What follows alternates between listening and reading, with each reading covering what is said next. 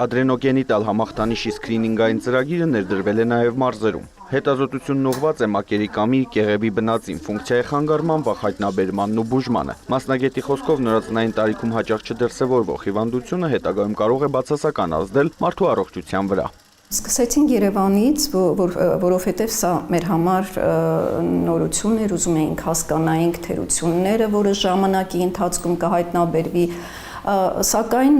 բարեբախտաբար այդ պիլոտավորումը ընթացավ շատ հաջող եւ որոշվեց, որ արդեն երկրորդ էտապը մենք անցնենք մարզերին։ Հիվանդությունը փոխանցվում է ժառանգաբար։ Ադրենոգենիտալ համախտանիշը կարող է հանգեցնել հաշմանդամության, տղաների դեպքում ընդհուպ մինչև նորածնային հանկարծամահության, աղջիկների դեպքում հիպոնատրիեմիայի, որը ժամանակի ընթացքում կարող է մտավոր զարգացման հապաղում առաջացնել։ Ամենածանրը բնականաբար այն տեսակն է դրա, որը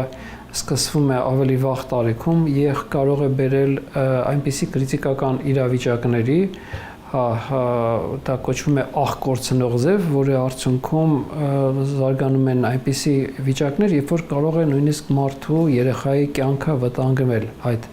աղերի, այդ ամբողջ ջրաղային փոխանակության խանգարման արդյունքում։ Ադրենոգենիտալ համախտանիշի սկրինինգն իրականացվում է նորածնային շրջանում։ Մեկ տարում իրականացվել է 20,852 հետազոտություն, հայտնաբերվել 4 դեպք։ Մոտավորապես 7-8 ծնվածից մեկի մոտ այդ հիվանդությունը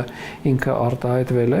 եւ նրանք համապատասխանաբար գտնում են հսկողության տակ եւ դա չի սպառնի իրենց առողջությանը։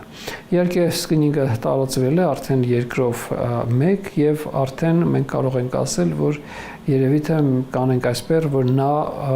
այդ հիվանդությունը Հայաստանում իսպառ կվերանա։ Ընդհանրապես սկրինինգները կիրառում ենք այն սկզբունքով, որ հայտնաբերելուց հետո մենք կարողանանք նաև բուժումը ապահովել անվճար։ Եվ այս սկրինինգը եւս բացառություն չի հայտնաբերելուց հետո